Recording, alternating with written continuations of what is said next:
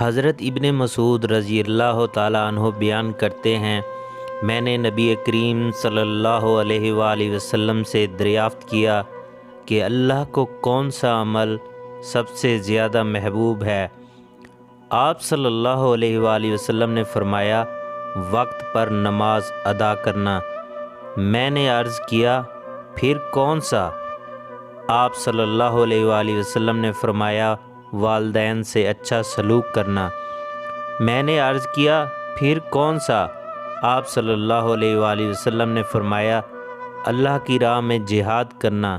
ابن مسعود رضی اللہ تعالیٰ عنہ بیان کرتے ہیں، آپ نے مجھے یہ باتیں بتائیں، اگر میں مزید دریافت کرتا تو آپ مجھے اور زیادہ بتاتے۔